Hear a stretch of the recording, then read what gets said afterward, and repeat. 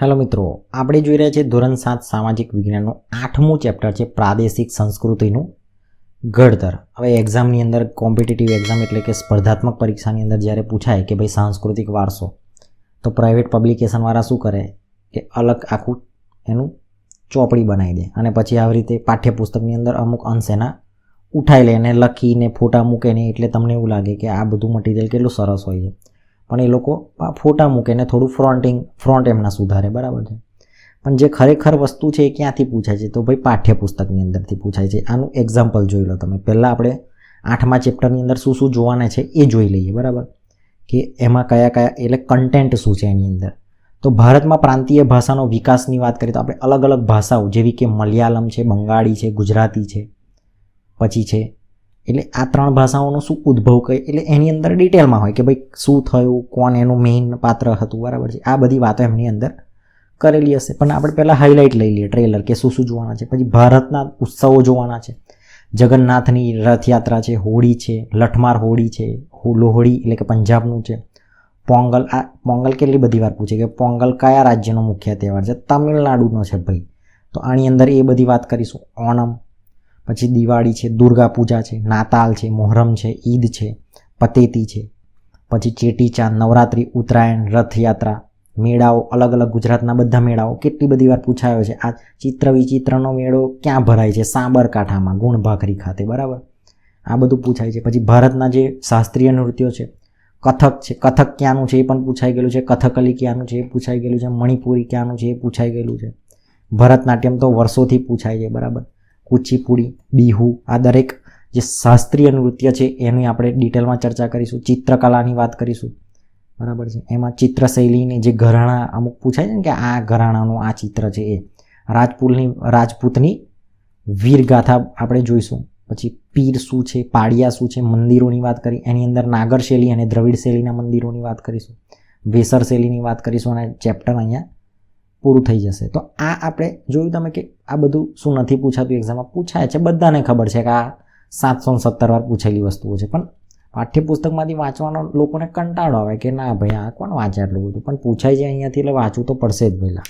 આજે નહીં તો 10 વર્ષ પછી, જ્યાં સુધી તો તમારી ઉંમર પણ નીકળી જશે, પણ વાંચવું તો આ જ પડશે, બરાબર.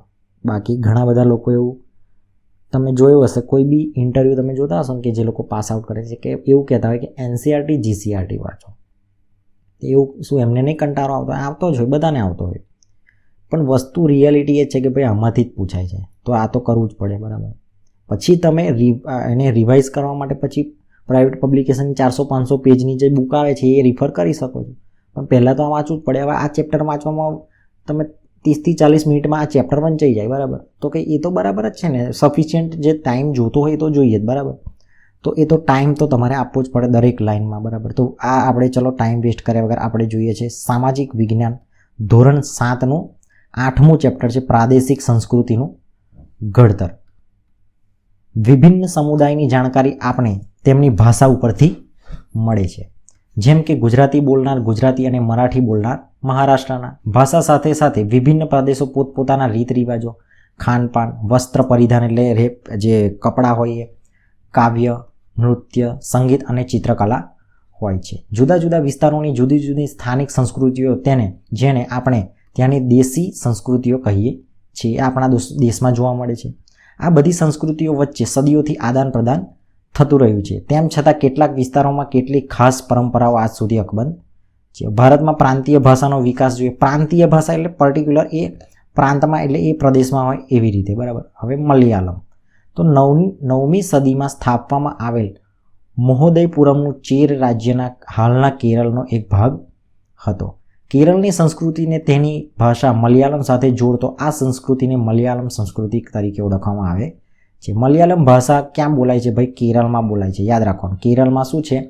મલયાલમ. તેના પર સંસ્કૃતિનો ઘણો પ્રભાવ જોવા મળે છે. 14મી સદીમાં વ્યાકરણ અને કાવ્યશાસ્ત્ર પર લખાયેલ લીલા તિલકમ ગ્રંથ મણિ પ્રવાલમ શૈલીમાં લખાયો હતો. એટલે આ જે 14મી સદીમાં જે કાવ્ય અને વ્યાકરણનો જે ગ્રંથ લખાયો, કયો? લીલા તિલકમ. એ ગ્રંથ કઈ શૈલીમાં હતો? તો કે ભાઈ મણિ પ્રવાલમમાં હતો. તો આ મલયાલમ ક્યાં બોલાય? કેરળમાં. આવે એટલું તો ખ્યાલ રહેવો જ જોઈએ ને કે ભાઈ આ ભાષા છે મલયાલમ ક્યાં બોલાય છે? કેરળની અંદર. બંગાળી તો જો કે નામ પરથી જ ખબર પડી જાય બંગાળમાં. તો બંગાળી ભાષાનો ઉદ્ભવ સંસ્કૃત ભાષામાંથી થયો હોવાનું માનવામાં આવે છે. 15મી સદીની સુધીમાં ઉપભાષાઓ તથા બોલીઓ મળી એક સામાન્ય સાહિત્યિક ભાષાનું સ્વરૂપ ધારણ કર્યું, જે પશ્ચિમ બંગાળમાં બોલચાલની ભાષા બની. જનજાતીય ભાષાઓ પર્શિયન એટલે કે ફારસી ભાષા અને ભારતમાં અંગ્રેજ શાસનની શરૂઆત બંગાળથી થતાં ત્યાં યુરોપિયન ભાષાનો બંગાળી ભાષા પર પ્રભાવ જોવા મળે છે. આપણે યુરોપિયન શાસન જે ભારતની અંદર આવ્યું, આપણે 8મા ધોરણની અંદર પહેલું જ ચેપ્ટર છે, બરાબર. એની અંદર આપણે જોયું ને કે પહેલાં બંગાળમાં સૌથી પહેલાં એ લોકોએ સામ્રાજ્ય જમાવ્યું હતું અંગ્રેજોએ. તો એટલે આપણે બંગાળની અંદર તમે એ જે કહેવાય કે યુરોપિયન ભાષાઓ જે છે એનો પ્રભાવ જોવા મળે છે. પ્રારંભિક બંગાળી સાહિત્યને 2 ભાગમાં વહેંચી શકાય છે.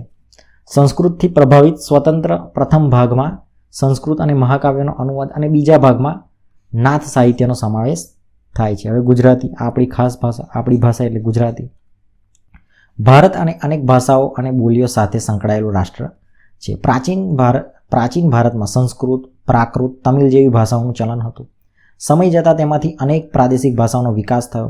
પ્રાદેશિક રાજ્યોની સ્થાપનાને પ્રાદેશિક ભાષાનો વિકાસ બળ પૂરું પાડ્યું અને સંસ્કૃતિથી તેમજ દક્ષિણ ભારતમાં તમિલ ઘણી ભાષાઓ જન્મ થયો. 8મી સદીથી પ્રાદેશિક ભાષાઓના વિકાસમાં વેગ આવ્યો અને ખડી બોલીઓ અવધી, બંગાળી, ગુજરાતી, મરાઠી, મલયાલી, તેલુગુ, કન્નડ ભાષાઓ ઉદ્ભવી. ઈસવીસન 10થી 11મી સદીની સંસ્કૃત ઉતરી આવે.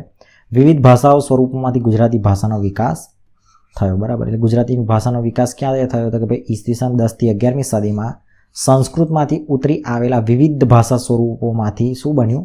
ગુજરાતી બન્યું. અપભ્રંશ ગુજરાતી ભાષાની જનની છે. અપભ્રંશ જે છે એ ગુજરાતી ભાષાની જનની છે. આચાર્ય હેમચંદ્રથી અપભ્રંશ ભાષાની શરૂઆત થઈ. સંસ્કૃત, પ્રાકૃત, અપભ્રંશ ભાષા પછી ગુજરાતી ભાષાનો સમાવેશ એટલે ભાષાનો વિકાસ થયો. કયું? સંસ્કૃત, એની પછી પ્રાકૃત, એના પછી અપભ્રંશ અને પછી ગુજરાતી થઈ, બરાબર. ગુજરાતી માટે આપણે એટલે ખ્યાલ આવ્યો ને તમે કે ભાષાઓ તો કઈ રીતે વિકાસ પામે? તો પહેલાં તો સંસ્કૃત જ હોય ને, બધાની માતૃભાષા સંસ્કૃત કહેવાય. પછી પ્રાકૃત થઈને અપભ્રંશ થઈને પછી આપણી ગુજરાતી બની. ગુજરાતી માટે કહી શકાય છે કે તેનો નવો સાહિત્ય યુગ નરસિંહ મહેતાના હાથે વિકસે છે.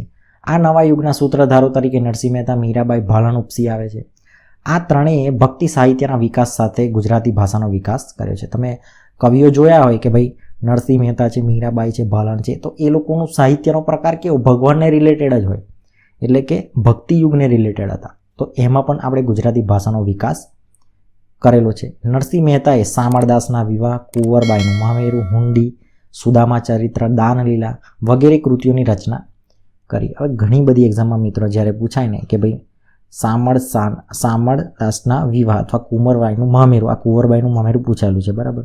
તે કુંવરબાઈનું મામેરું કોની કૃતિ છે એવું પૂછાય તો બધા પાછા કે આ સાહિત્યનો પ્રશ્ન છે એટલે આ તો ગુજરાતીની અંદરથી હોય. એટલે એવું બધું ના હોય ભાઈ. આ જેની અંદરથી તમને મળે લખાણ એની અંદરથી યાદ રાખવાનું. અહીંયા આગળ ચોખ્ખું લખેલું છે કે ભાઈ કુંવરબાઈનું મામેરું કોણ છે? નરસિંહ મહેતાનું.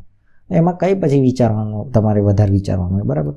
તો પાઠ્યપુસ્તક આપણે માન્ય રાખવાની. તમે મગજમાં એવું રાખશો કોઈ સમાજ વિદ્યા વાંચવું એટલે આ ઇતિહાસને ભૂગોળને એવું જ આવે, એવું ના હોય.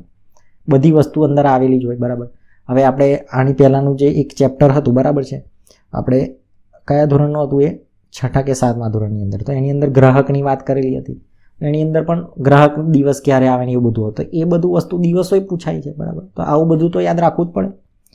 મીરાબાઈ, હવે આપણે ટોપિક પર આવીએ કે મીરાબાઈએ પણ કૃષ્ણની ભક્તિને કેન્દ્રમાં રાખી ઘણા પદો રચ્યા. ભાલણે સૌ પ્રથમ પોતાની રચનામાં ગુજરાતી ભાષા માટે ગુર્જર ભાષાની સંજ્ઞા આપી હતી. તેઓ પાટણમાં મૂળ બ્રાહ્મણ હતા. તેમને આખ્યાનના પિતા તરીકે ઓળખવામાં આવે છે. હવે આખ્યાનના પિતા તરીકે કોણ ઓળખવામાં આવે છે? ભાઈ વર્ષોથી પૂછાય છે આ પ્રશ્ન. આની અંદર લખેલું છે જો આખ્યાનના પિતા તરીકે કોને ઓળખવામાં આવે છે?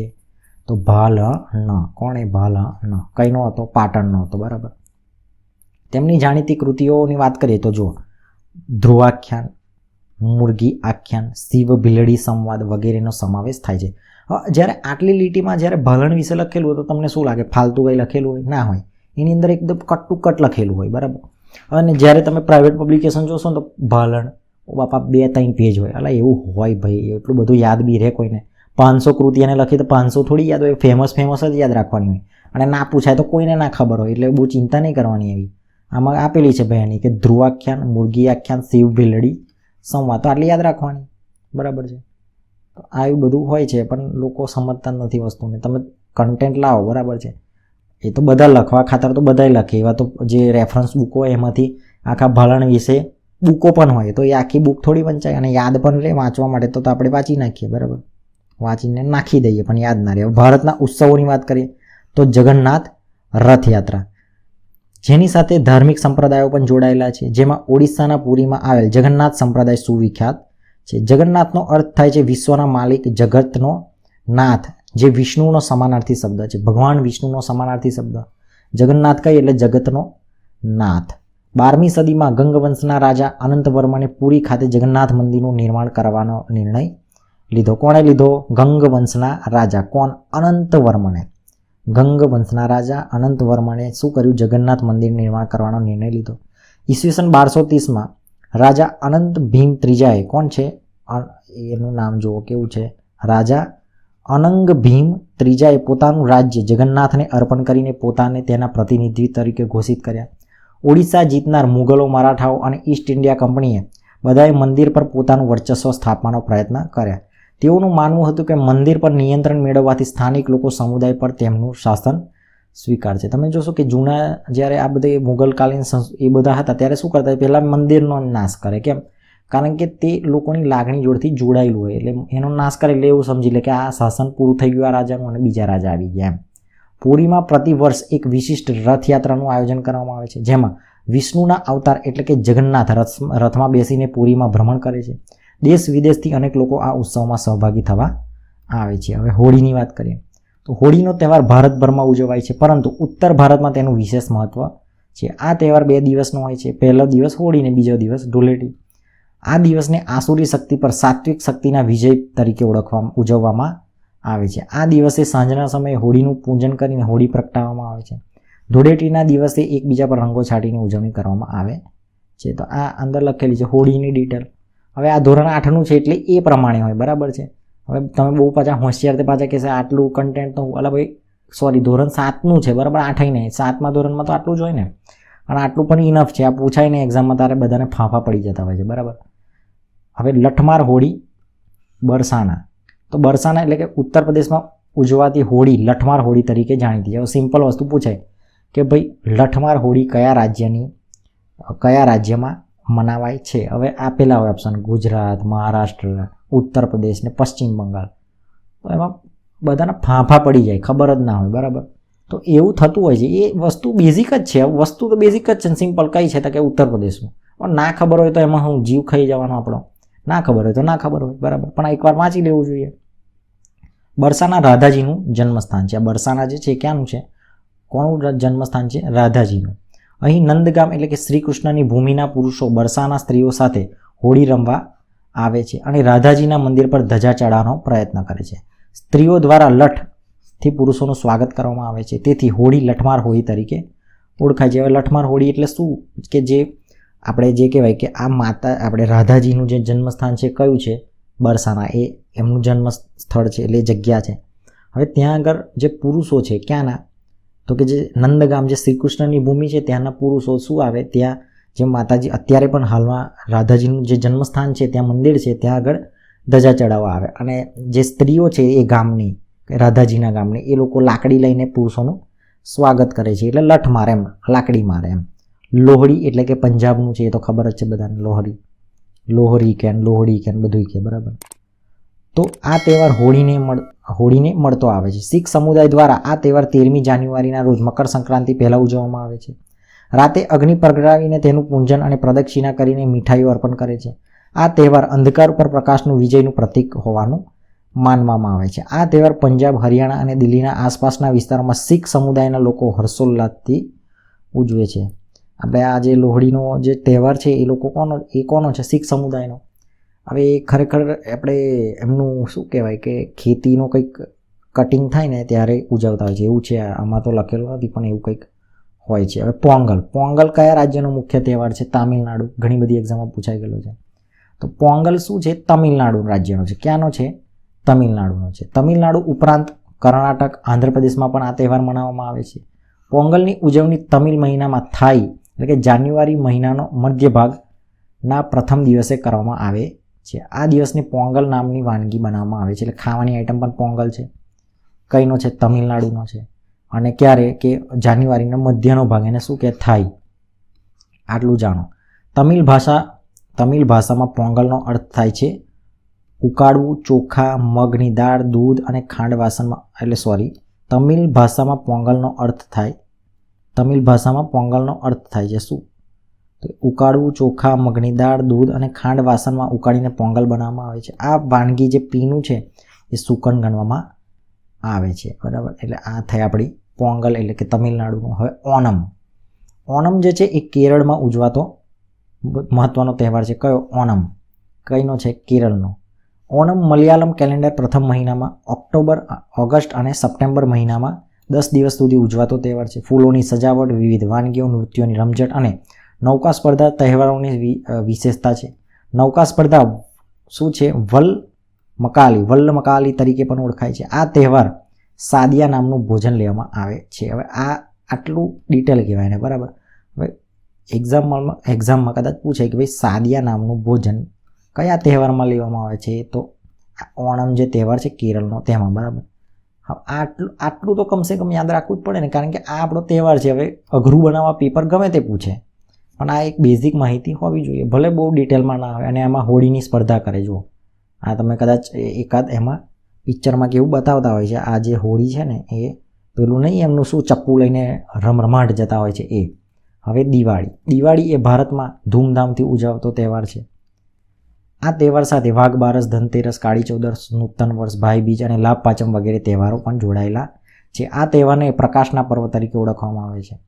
પ્રવૃત્તિની અંદર છે કે બેસતા વર્ષની ઉજવણી તમે કેવી રીતે કરો છો તેની ચર્ચા કરો. સવારમાં નહીં ધોઈને નવા કપડાં પહેરીને જય શ્રી કૃષ્ણ કરવા નીકળી પડે, એ આપણું બેસતું વર્ષ. મંદિરે જઈ આવે, ગુરુજીને પગે લાગી લે, મમ્મી પપ્પાને લાગે, બરાબર, પૈસા લઈ લે, એવું હતું. આ તો ખાલી મસ્તી છે. બાકી શું આપણે કરીએ છીએ તમને ખબર જ છે. દિવાળી, બરાબર. હવે દુર્ગા પૂજા. તો કે પશ્ચિમ બંગાળમાં દુર્ગા પૂજાનું વિશેષ મહત્વ છે. આ તમે ફોટો જુઓ ને, આ દુર્ગા પૂજાનું ત્યાં આગળ ખૂબ જ મહત્વ છે.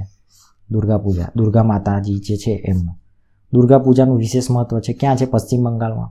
દુર્ગા દેવી મહિષાસુરના પરના વિજયની ઉજવણી દુર્ગા પૂજા ઉત્સવથી કરવામાં આવે છે. 10 દિવસ ચાલનારો આ ઉત્સવ છેલ્લા દિવસે વિશિષ્ટ અનુષ્ઠાન અને માતાજીની મૂર્તિની જળમાં વિસર્જન બાદ પૂર્ણ થાય છે. આ ઉત્સવ મોટાભાગે બધા જ રાજ્યોના નાના મોટા પાયે ઉજવવામાં આવે છે. એટલે ત્યાં આગળ વધારે મહત્વ છે, પણ અહીંયા થાય છે. જેવું કે ગણેશજીનું, આપણે ગણપતિનું, એ મહારાષ્ટ્રનો તહેવાર છે ખરેખર, પણ આપણે ગુજરાતમાં પણ ઉજવીએ છીએ એવી રીતે, બરાબર. તો એવું કંઈ છે નહીં, બરાબર, કે મહારાષ્ટ્રનું છે એટલે આપણે અહીંના ઉજવીએ ના, બધે ઉજવતા હોય છે. એવી જ રીતે નવરાત્રિ આપણા ગુજરાતની છે, પણ બહાર બી ઉજવાય છે, બોમ્બેમાં ઉજવાય છે, બરાબર. તો એવું બધું હોય. નાતાલ, તો ઈસુ ખ્રિસ્તના જન્મદિવસ 25 ડિસેમ્બરને લોકો શું છે? 25 ડિસેમ્બરે શું થયું હતું? તો કે ઈસુ ખ્રિસ્તનો જન્મ છે, એટલે ખ્રિસ્તી લોકો નાતાલ ક્રિસમસ તરીકે ધામધૂમથી અને શ્રદ્ધાથી ઉજવે છે. આ તહેવાર દરમિયાન ઘર અને શેરીઓ ક્રિસમસ ટ્રી અને અન્ય સુશોભનથી શણગારવામાં આવે છે. આ દિવસે તેઓ ચર્ચમાં જઈને મીણબત્તી પ્રગટાવીને પ્રાર્થના કરે છે, એકબીજાને ભેટ આપે છે. 1 જાન્યુઆરીના દિવસને તેઓ નવા વર્ષ તરીકે ઉજવે છે. હવે મોહરમ, તો આ મોહરમ જે મુસ્લિમ લોકોનું છે એ છે મોહરમ. હઝરત મોહમ્મદ પૈગંબર સાહેબના દોહિત્ર શહીદની યાદમાં મુસ્લિમો મોહરમનો શોક દિવસ તરીકે ઉજવે છે. આ દિવસને તાજિયા કાઢવામાં આવે છે. મુસ્લિમો કાળા રંગના કપડાં પહેરીને શોક પ્રદર્શિત કરે છે. આ મોહરમ શું છે કે હઝરત મોહમ્મદ પૈગંબર સાહેબ જે છે એમના દોહિત્ર જે છે એ શહીદીની યાદમાં મુસ્લિમ લોકો આ મોહરમ ઉજવે છે. ઈદ, હવે ઈદ જે છે એ 2 ઈદ આપણે માનવામાં આવે છે. 2 ઈદો હોય એ લોકોની, બરાબર. કઈ તો એમના નામ પણ એવા છે, ખબર નહીં પડે આપણને તો, બરાબર, પણ આપણે જોઈ લેવાનું 2 ઈદ હોય. કઈ ઈદ ઉલ ફિત્ર અને છે ઈદ ઉલ અઝહા. એટલે ઈદ ઉલ ફિત્ર એ રમઝાન ઈદ તરીકે ઓળખાય છે. કયું? રમઝાન ઈદ તરીકે. શું છે? ઈદ ઉલ ફિત્ર એ શું છે? કયું છે? રમઝાન. પવિત્ર રમઝાન માસમાં રોજા ઉપવાસ પૂરા થયા પછી રમઝાન ઈદના દિવસે મુસ્લિમો સમૂહમાં નમાઝ પઢે છે અને નમાઝ બાદ એકબીજાને ભેટીને ઈદ મુબારક આપે છે. અને ઈદ ઉલ અઝહા એટલે કે બલિદાનની ઈદ, એટલે કે આ ઈદ પવિત્ર હજમાં એટલે કે મક્કામાં આવેલ કાબાની યાત્રા સાથે જોડાયેલી છે. આ બલિદાનની ઈદ એટલે કે બકરી ઈદ, ખબર નહીં યાર, પણ આ 2 છે, બરાબર. 2 ઈદો છે. પતેતી એટલે શું? એ પારસીઓનો તહેવાર છે, બરાબર. તો પતેતી એ પારસીઓનો મહત્વનો તહેવાર છે. પારસી વર્ષમાં છેલ્લા 5 દિવસોમાં ધાર્મિક પર્વ તરીકે ઉજવાય છે. આ 5 દિવસોમાં છેલ્લો દિવસ પ્રાય શું છે? પ્રાયશ્ચિતના દિવસ તરીકે પતેતી તરીકે ઓળખવામાં આવે છે. પારસી લોકો દ્વારા પોતાના દ્વારા થયેલ ભૂલચૂક ગુના પાપ માટે દિલથી પસ્તાવો કરે છે. આ લોકોનું સારી સિસ્ટમ છે. પતેતીના દિવસે પારસી લોકો તેના પ્રાર્થના ગૃહ અગિયારી જઈ અવેસ્તા નામના પ્રાર્થના ગ્રંથમાં આપવામાં આવેલ પસ્તાવા માટે એ પ્રાર્થના કરે છે. એટલે એ લોકો શું કરે? પતેતી એટલે શું? પારસી લોકોનું. એટલે છેલ્લા દિવસે જ્યારે પ્રાયશ્ચિતનો દિવસ એટલે કંઈ ભૂલચૂક થઈ હોય તો એ માફી માગે એમ. એટલે એના માટેની એક પ્રાર્થના છે અવેસ્તા, એ લોકો ગાતા હશે. પતેતીના બીજા દિવસે તેઓ નવરોજ તરીકે ઉજવે છે. ચેટી ચાંદ એટલે આપણે સિંધી ભાઈ બહેનો આ તો ખબર જ હશે ને, ચેટી ચાંદ તો બધાને. ચેટી ચાંદ એ કોનું છે? સિંધી લોકો જે હોય એમનો તહેવાર છે. ચૈત્ર સુદ બીજના દિવસે સિંધી લોકો નૂતન વર્ષના પ્રથમ દિવસ તરીકે ઉજવે છે. તેઓ એકબીજાના નવા વર્ષમાં નૂતન વર્ષાભિનંદન પાઠવે છે. આ દિવસે તેઓ પોતાના ઈષ્ટદેવ ઝૂલેલાલની શોભાયાત્રા કાઢે છે અને શ્રદ્ધાળુઓ તાહિરી મીઠો ભાત પ્રસાદ તરીકે વહેંચે છે. આ અલગ અલગ બધાના તહેવારો, એમાં મુસ્લિમોના આવી ગયા, પારસીના આવી ગયા, સિંધીઓના આવી ગયા અને હિન્દુઓના આવી ગયા. હવે ગુજરાતના ઉત્સવો તો નવરાત્રિ. તો આસો સુદ એકમથી આસો સુદ નોમ સુધી દિવસોને નવરાત્રિ તરીકે ઉજવવામાં આવે છે. નવરાત્રિ એક શક્તિ આરાધનાનું પર્વ છે. આ 9 દિવસો દરમિયાન લોકો મા દુર્ગાનું પૂજન કરે છે. નવરાત્રિમાં ગરબા અને દાંડિયા રાસ રમાય છે. ગરબા એ ગુજરાતની આગવી ઓળખ છે. સિમ્પલ. ઉત્તરાયણ. સૂર્યનું ધન રાશિમાં મકર રાશિમાં આવવું એટલે કે ઉત્તરાયણ. તે મકર સંક્રાંતિ તરીકે પણ ઓળખાય છે. હવે રથયાત્રાની વાત કરીએ તો રથયાત્રા આપણી જોઈએ તો જગન્નાથપુરીની રથયાત્રા જેમ ભારતના વિવિધ ભાગોમાં પણ અષાઢ મહિનાની સુદ બીજના દિવસે અષાઢ સુદ બીજના દિવસે જગન્નાથની રથયાત્રા નીકળે છે. જેમાં અમદાવાદમાં નીકળી રથયાત્રા સવિશેષ આકર્ષક છે. આ રથયાત્રા હાથી, ઘોડા, અખાડા, સાધુ સંતો સહિત લાખોની સંખ્યામાં લોકો ભાગ લે છે. પહિંદ વિધિ કર્યા બાદ રથયાત્રાનો આરંભ કરવામાં આવે છે. પહિંદ વિધિ એટલે સોનાનો જે હાવેણો હોય ને એનાથી આગળનો એમ વારે એવું કંઈક છે, એવું છે બરાબર. એટલે સોનાનો જે સાવરણો એનાથી એમ વાળે એટલે નીચે કચરો વારે. રથયાત્રામાં ભગવાન જગન્નાથ, મોટાભાઈ બલરામ અને બલભદ્ર એટલે કે બહેન સુભદ્રાના રથમાં સવાર થઈ નગર યાત્રા માટે નીકળે છે. બરાબર છે. આમાં કોણ કોણ હોય? એ રથયાત્રા જ્યારે કાઢે ત્યારે ભગવાન જગન્નાથ પોતે હોય, પછી મોટાભાઈ બલરામ અને એની બહેન સુભદ્રા નીકળે છે. અમદાવાદની રથયાત્રા. પછી ગુજરાતમાં આપણે વાત કરીએ તો આ જાણવા જેવાની અંદર ફેક્ટ છે અને પૂછાઈ ગયેલો છે કે ગુજરાતમાં રથયાત્રાનો પ્રારંભ કરવાનો શ્રેય સંત શ્રી નૃસિંહદાસજી દ્વારા 1878ના ફાળે જાય છે. એટલે નૃસિંહદાસજી જે છે, સંત નૃસિંહદાસજી એમને ચાલુ કરેલું. અને ક્યારથી? 1878થી. બરાબર. આ ગુજરાતની રથયાત્રા. જો સોનાના સાવરણથી રથની આગળનો રસ્તો સાફ કરવામાં આવે છે, જેને પહિંદ વિધિ કહેવામાં આવે છે. જો આવા આવી ગયું આની અંદર સોનાનો સાવરણો હોય એનાથી શું કરે? રસ્તો સાફ કરે. એટલે છેકથી ના કરે, એટલે આમ સમજ્યા તમે? નોર્મલ એમ કંઈક કરતા હશે, આપણે વિડીયોમાં જોયેલું જ હોય. ના હોય તો યુટ્યુબ પર સર્ચ મારો એટલે આવી જશે. મેળાઓ. તો ગુજરાતના બધા મેળાઓ, જો ઘણી લોકો શું મેળાનો આખો થોથો બનાવે, પણ તમને કયો મેળો ક્યાં ભરાય એટલું પહેલાં ખબર હોવી જોઈએ. પછી બીજી ચર્ચાઓ તો પછીની વસ્તુ છે, પણ પહેલાં એટલી તો કમસે કમ ખબર હોવી જોઈએ. તો મેળાની વાત કરીએ તો ગુજરાતમાં વિવિધ જિલ્લાઓમાં યોજાતા મેળાઓ જિલ્લાની આગવી ઓળખ બની ચૂક્યા છે. તરણેતરનો મેળો ક્યાં ભરાય છે? સુરેન્દ્રનગર. વોંઢાનો મેળો અમદાવાદ. ભવનાથનો મેળો જૂનાગઢ. શામળાજી ગદાધરનો મેળો શામળાજી અરવલ્લી. પલ્લીનો મેળો રૂપાલ ગાંધીનગર. આ પૂછાઈ ગયેલો છે, પલ્લીનો મેળો ક્યાં ભરાય છે? બરાબર. પલ્લીનો મેળો રૂપાલ ગાંધીનગરનો છે, જેમાં પેલું ઘીવાળું કંઈક એમને નવડાવે છે એ. ભાદરવી પૂર્ણિમાનો મેળો એટલે કે અંબાજી બનાસકાંઠા. સરખેજનો મેળો અમદાવાદ. ગોળગધેડાનો મેળો ગરબાડા દાહોદ. ચિત્ર વિચિત્રનો મેળો એટલે કે ગુણભાખરી સાબરકાંઠા. માધવપુરનો મેળો માધવપુર પોરબંદર. મીરાદાતારનો ઉર્સ મુબારક ઉનાવા મહેસાણાની અંદર જાણીતા મેળાઓ છે. હવે પ્રવૃત્તિઓ પણ એની અંદર આપેલી છે કે મેળા વિશેષાંક વાંચો એવું લખેલું છે. ભારતમાં મુખ્ય શાસ્ત્રીય નૃત્યો. તો ભારતીય સંસ્કૃતિનું એક વિશિષ્ટ અંગ તરીકે તેના શાસ્ત્રીય નૃત્ય છે. આ શાસ્ત્રીય નૃત્યો ધર્મ સાથે સંકળાયેલા રહેતા. આપણે ભારતના પ્રમુખ શાસ્ત્રીય નૃત્યો વિશે જોઈશું, જાણીશું. એટલે આમાં કેવું છે કે ભારતના જે મુખ્ય કહેવાય કે એવા શાસ્ત્રીય નૃત્ય, બરાબર. લોકનૃત્ય અલગ વસ્તુ છે અને શાસ્ત્રીય નૃત્ય અલગ વસ્તુ છે. શાસ્ત્રીય નૃત્યની વાત કરીશું. સૌથી પહેલાં છે કથક. કથક ક્યાંનું છે? પહેલાં તો એટલી ખબર હોવી જોઈએ, બરાબર છે. તો એની અંદર આપણે પહેલાં ડિટેલમાં જોઈ લઈએ કે કથક શબ્દ કથા ઉપરથી ઉતરી આવેલો છે. કથાકાર પોતાના હાવભાવ અને સંગીતથી કથાને અલંકૃત કરતા હતા. કથન કરે સો કથક કહાવે ઉક્તિ જાણીતી છે. ખાસ કરીને 15મી અને 16મી સદીમાં ભક્તિ આંદોલનના પ્રચારના કારણે ઉત્તર ભારતમાં કથકનો ખૂબ જ વિકાસ થયો. કથકના વિષયોમાં રાધા અને કૃષ્ણની કથાઓ જે રાસલીલા કહેવાતી એનો સમાવેશ થાય છે. મુગલ બાદશાહોના સમયમાં કથક નૃત્ય રાજદરબારમાં રજૂ થતું હતું, જ્યાં એ વિશિષ્ટ નૃત્ય શૈલીના રૂપમાં વિકાસ પામ્યું. 15મી 16મી સદીની બાદ કથક પરંપરામાં વહેંચાઈ ગયું. આ પરંપરાને ઘરાણા કહેવામાં આવે છે. આ બે પરંપરાઓ જયપુર અને લખનૌનો સમાવેશ થાય છે. 19મી સદીમાં અવધના નવાબ વાજિદ અલી શાહે પોતાના દરબારમાં કથક અને આશ્રય આપી અને આ કલાને પૂર્ણ જીવન આપ્યું. કથક જે છે પંજાબ, હરિયાણા, જમ્મુ કાશ્મીર, બિહાર, મધ્યપ્રદેશ સુધી વિસ્તરેલું હતું. સ્વતંત્ર મળ્યા પછી કથકને 6 શાસ્ત્રીય નૃત્યમાં સ્થાન મળ્યું છે. આજે કથક ભારતીય સંસ્કૃતિનું અભિન્ન અંગ બન્યું છે. બરાબર. આ કથક એટલે ઉત્તર પ્રદેશની ખાસ હોય. બરાબર. ઉત્તર પ્રદેશનું મુખ્ય છે. બરાબર.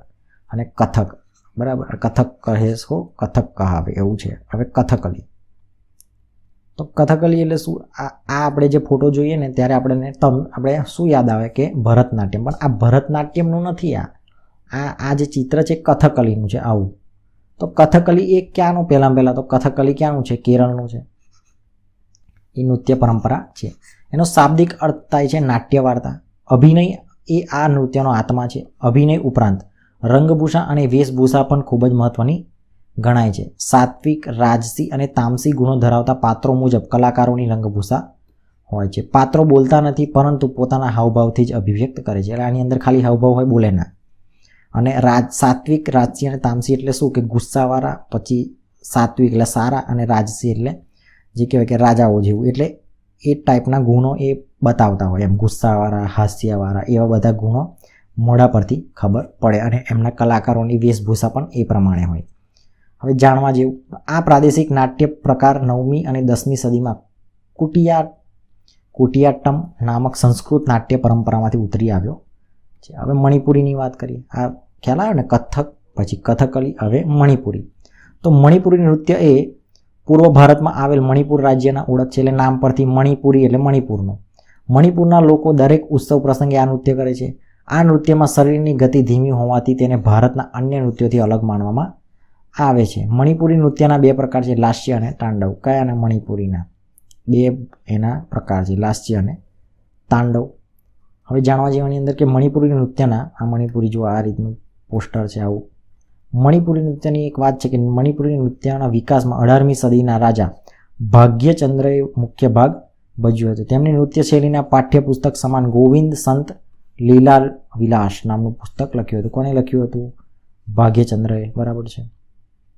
તો આ મણિપુરી.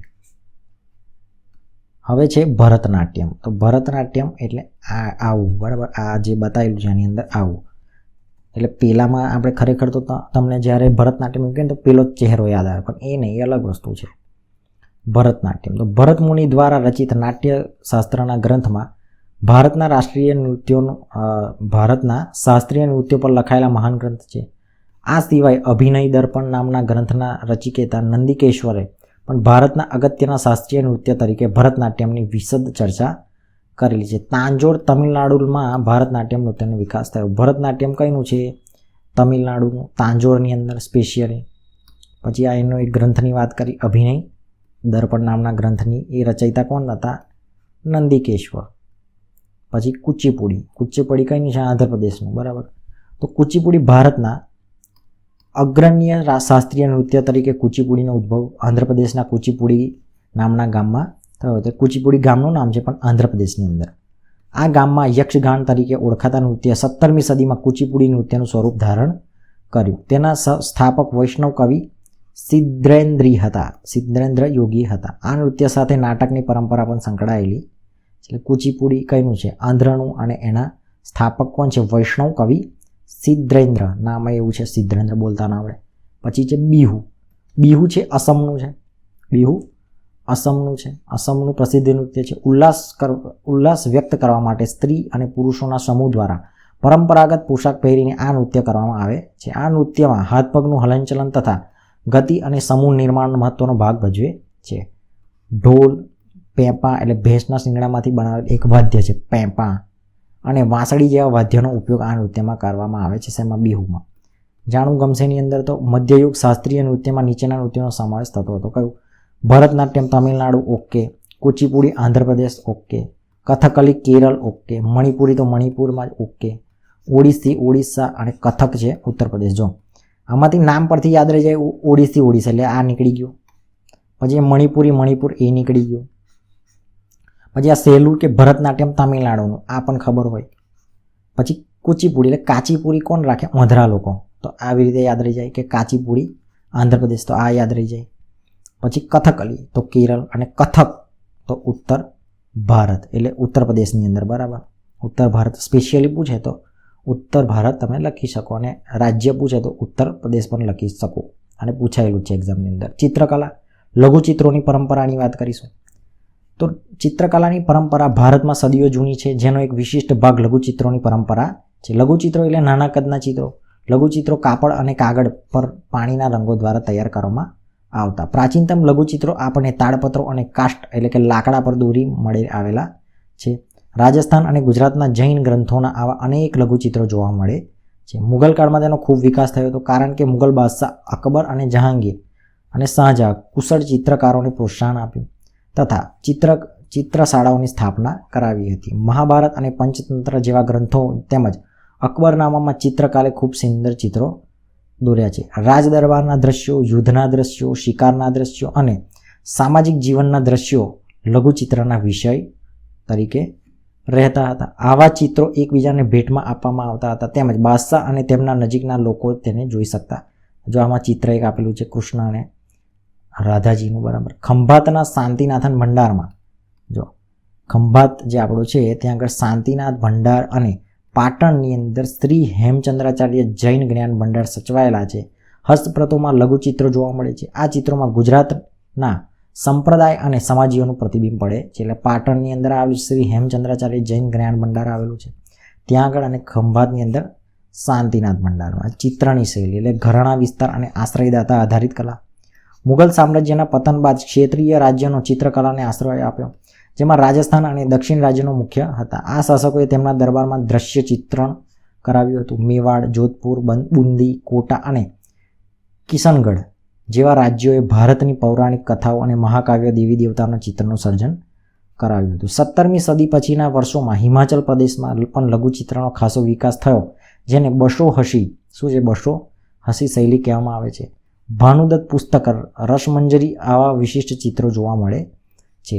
નાદિર શાહના આક્રમણ અને દિલ્હી વિજયને કારણે મુગલ કલાકાર પહાડી વિસ્તારમાં જઈને વસ્યા, જેના પરિણામ સ્વરૂપ ચિત્રકલાની કાંગડા શૈલીનો વિકાસ થયો. આ ચિત્રકલાને પહાડી ચિત્રકલા પણ કહેવામાં આવે છે. 18મી સદીના મધ્ય ભાગ સુધીમાં કલાકારોએ વૈષ્ણવ સંપ્રદાયની પરંપરાથી પ્રેરણા લઈને નવી શૈલી વિકસાવી હતી. વાદળી અને લીલા રંગ સાથે કોમળ રંગનો ઉપયોગ વિષયનું કલાત્મક નિરૂપણ કાંગડા શૈલીની વિશેષતા હતી. રાજપૂતની વીરતાભરી ગાથા. તો બ્રિટિશ શાસકો આજના રાજસ્થાનને રાજપૂતાના તરીકે ઓળખતા હતા. બ્રિટિશ શાસકો શું રાજસ્થાનને રાજપૂતાના તરીકે ઓળખતા હતા. રાજપૂતોએ રાજસ્થાનમાં એક વિશિષ્ટ સંસ્કૃતિનું સર્જન કર્યું. વિશિષ્ટ શું કર્યું? એમને સંસ્કૃતિનું સર્જન કર્યું. રાજપૂતોની સાંસ્કૃતિક પરંપરામાં તેમના આદર્શો અને વીરતા સાથે જોડાયેલી હતી. રાજપૂતોની વીરતાભરી ગાથાઓમાં ચારણો અને બારોટો કાવ્ય અને ગીત દ્વારા વર્ણવતા હતા. આ કથાઓમાં રાજપૂતોની શૂરવીરતા ઉપરાંત સ્વામી ભક્તિ, મિત્ર, પ્રેમ, વીરતા, ક્રોધ વગેરે દર્શાવવામાં આવતા હતા. રાજપૂત સ્ત્રીઓ ગાય અને ધર્મ માટે પોતાના પ્રાણ ન્યોછાવર કરી દેતા હતા. રાજપૂત સ્ત્રીઓ પણ શૂરવીરતામાં પાછી પડે તેમ નહોતી. તેઓ જીવન અને મરણ બંનેના શૂરવીર પતિના પગલે ચાલતી હતી, ને સતી પ્રથાનો ઉલ્લેખ પણ જોવા મળે છે. આ રાજપૂતોની જ્યારે આપણે પહેલા ચેપ્ટરની અંદર જ વાત છે કે રાજપૂત યુગની જ્યારે વાત કરી તેની અંદર જે સ્ત્રીઓનું પણ ખૂબ મહત્વ હતું. સ્ત્રીઓને પણ સેલ્ફ ડિફેન્સ માટે જે તલવારબાજીની આ બધું એ લોકોને ઓલરેડી આવડતું જ હતું. બરાબર. તો એ તો આપણે આગળના ચેપ્ટરમાં જોયેલું છે, આમાં પણ રિપીટ થઈ ગયું. હવે પીર એટલે શું? તો કે સૂફીવાદના મતે ધર્મ એટલે કે ઈશ્વર પ્રત્યેનો પ્રેમ અને માનવતાની સેવા. સમયાંતરે સૂફી જુદા જુદા સિલસિલા એટલે કે શ્રેણીમાં વહેંચાઈ ગયા. દરેક સિલસિલાના પીર માર્ગદર્શક હતા, જે ખ્વાજા અને શેખ તરીકે પણ ઓળખાતા. પીરના શિષ્યોને મુરીદ તરીકે ઓળખવામાં આવતા. ભારતીય પીર પરંપરામાં સંકળાયેલ અગ્રણ્ય સૂફી સંતોમાં અજમેરના પ્રસિદ્ધ સૂફી સંત મોઇનુદ્દીન ચિશ્તીની સમાવેશ થાય છે. તેમણે ભારતીય ચિશ્તી સંપ્રદાયની શરૂઆત કરી. તેઓને ખ્વાજા અને ઓલિયાથી પ્રચલિત થયા. ગુજરાતમાં અહેમદ ખટ્ટુ ગંજબક્ષ મહાન પીર તરીકે જાણીતા હતા. પ્રવૃત્તિ છે કે ગુજરાતમાં સૂફી સંતો વિશેની માહિતી એકત્રિત કરો. હવે પાળિયા એટલે શું? તો કે દુશ્મન સામે પાળ થઈને ઊભા રહેનારા અને યુદ્ધ કે લડાઈમાં ખપી જનારા વીર શહીદોની યાદમાં કે સ્મારક ખાંભી ઊભી કરવામાં આવતી આવે તેને પાળિયા કહેવામાં આવે છે. જે સ્ત્રીઓ જોહર કર્યું હોય તેની સતી થઈ ગઈ હોય તેમના પણ પાળિયા બનાવવામાં આવતા. આવા પાળિયાને સતીના પાળિયા કહે છે. હવે મંદિરો તો તમને ખબર જ છે કે ભાઈ ભારતીય મંદિર સ્થાપત્યની શરૂઆત ક્યારથી શરૂ થઈ હતી? તો કે ગુપ્ત કાળથી થઈ હતી. ગુપ્ત કાળને સંરચનાત્મક મંદિરોનો પણ સમય કહેવામાં આવે છે. મંદિરની સ્થાપત્ય શૈલીના મુખ્ય 3 પ્રકાર હતા. મંદિરની જે સ્થાપત્ય કઈ શૈલીના હતા? 3. એમાં પહેલી છે નાગર, દ્રવિડ અને વેસર શૈલી. આપણે ઘણી વાર કહીએ છીએ ને કે આ નાગર શૈલીનું છે અથવા આ દ્રવિડ શૈલીનું છે. એટલે શૈલી એટલે શું? એમાં આપણે જોઈએ તો કે ઈસવીસન 5મી સદી પછી ભારતના ઉત્તર ભાગમાં એટલે હિમાલયથી માંડી વિંધ્ય સુધી મંદિર સ્થાપત્યની જે શૈલી હતી એ હતી નાગર શૈલી. કઈ? ઉપરની બાજુ એટલે કે ઉત્તર ભારતમાં. બરાબર, ભારતના ઉત્તર ભાગ એટલે ઉપરની સાઈડ એ કઈ કહેવાય? નાગર શૈલી. આ મંદિરો સામાન્ય રીતે પંચાયતન શૈલી ઈંડાકાર શિખરવાળા બનાવવામાં આવતા. આ શૈલીના મંદિરો જગન્નાથ મંદિર પુરી, કોણાર્ક ઓડિશા અને સૂર્ય મંદિર મોઢેરા ગુજરાત તેમજ ખજુરાહોનું મહાદેવનું મંદિર મધ્યપ્રદેશનો સમાવેશ થાય છે. એટલે આ બધા જે કહેવાય કે મોઢેરાનું સૂર્ય મંદિર છે, કોણાર્કનું મંદિર છે, પછી જગન્નાથ મંદિર આપણે પુરીનું છે, પછી ખજુરાહોનું મંદિર છે, એ બધી કઈ શૈલીના છે? નાગર શૈલીના. બરાબર, એટલે તમને આઈડિયા આવે. દ્રવિડ શૈલીની વાત કરીએ તો દક્ષિણ ભારતમાં એટલે કે દક્ષિણ એટલે નીચેનો ભાગ તો વિકસેલી સ્થાપત્યની શૈલીને દ્રવિડ શૈલી તરીકે ઓળખવામાં આવે છે. જેમાં તમિલનાડુ, દક્ષિણ આંધ્ર, કેરળ, દક્ષિણ કર્ણાટક જેવા પ્રદેશોનો સમાવેશ થાય છે. કૃષ્ણા નદીથી કન્યાકુમારી સુધી જોવા મળે છે. આ શૈલીના મંદિરોની વાત કરીએ તો બૃહદેશ્વર રાજરાજેશ્વરનું મંદિર તમિલનાડુમાં છે, મીનાક્ષી મંદિર મદુરાઈમાં છે, મહાબલીપુરમ રથ મંદિર છે તમિલનાડુની અંદર છે, વગેરે મંદિરોનો સમાવેશ થાય છે. આ બૃહદેશ્વરનું રાજરાજેશ્વર મંદિર જો આ ટાઈપનું છે, જો કેટલું આમ વિશાળકાય લાગે છે. તો આ કઈ શૈલીનું છે? દ્રવિડ શૈલીનું. અને દ્રવિડ શૈલીની પેલી ખાસિયત પણ છે ને કે આગળ એના જે એન્ટ્રન્સ હોય ને એ મોટા હોય. તમે દક્ષિણ ભારતમાં મંદિરો જુઓ તો બધા એના એન્ટ્રન્સ જે કહેવાય ને એ મોટા જ હોય. વેસર શૈલી. મંદિર સ્થાપત્યની વેસર શૈલી મહારાષ્ટ્ર, ગોવા, કર્ણાટક, વિંધ્ય પર્વતમાળાથી લઈને કૃષ્ણ નદી સુધી વિકાસ પામી હતી. વેસર શૈલીમાં નાગર અને દ્રવિડ શૈલીનું મિશ્રણ જોવા મળે છે. આ શૈલી કર્ણાટક શૈલી તરીકે પણ ઓળખવામાં આવે છે. આ શૈલીના મંદિરોની વાત કરીએ તો હોય ષળેશ્વરનું મંદિર એટલે કે હલેબીડુ કર્ણાટકની અંદર છે અને ચેન્ના કેશવ મંદિર બિલ્લુર કર્ણાટક વગેરે મંદિરોનો સમાવેશ થાય છે. આ ટાઈપનું મંદિર જો આ કઈ શૈલીનું છે? વેસર શૈલી. કઈનું છે? કર્ણાટકની અંદર છે હોય ષળેશ્વર મંદિર. અને આ ચેપ્ટર પૂરું થાય છે. તો જોયું મિત્રો, આની અંદર કેટલા બધા મોસ્ટ આઈએમપી પ્રશ્નો જેવા કે આપણે જોયા કે આ અલગ અલગ શૈલીના મંદિરો જે પૂછાય છે કઈ શૈલીમાં છે એ, પછી પાળિયા શું છે, રાજપૂતોની વાત કરી આપણે, ચિત્રની શૈલી અલગ વાત કરી, પછી અલગ જે કહેવાય કે શાસ્ત્રીય નૃત્ય ક્યાંના છે અને એનું હિસ્ટ્રી જોઈ, આપણે ગુજરાતના ઉત્સવો જોયા, ભારતના ઉત્સવો જોયા, ક્યારે ઉજવાય છે, એનું મહત્ત્વ શું છે. બરાબર, તો આ હતું આપણું પ્રાદેશિક સંસ્કૃતિનું ઘડતર ચેપ્ટર નંબર 8. આવી જ રીતે જો તમારે પાઠ્યપુસ્તક આધારિત તૈયારી કરવી હોય, ડિટેલમાં કરવી હોય, બરાબર છે, અને આપણે આમાં કોઈ ડાપણ પોતાનું કરતા નથી. જે કન્ટેન્ટ આપેલું છે એ જ આપણે તૈયાર કરવાનો ટ્રાય કરીએ છીએ. એકવાર વાંચીએ છીએ અને કોઈને આવું હોય કે વાંચવાનો કંટાળો આવતો હોય તો સાંભળી પણ શકે છે. બરાબર, તો આવી જ રીતે જો તમારે તૈયારી કરવી હોય તો તમે આપણી ચેનલને સબસ્ક્રાઈબ કરી શકો છો. મળીશું નેક્સ્ટ વિડીયોની અંદર.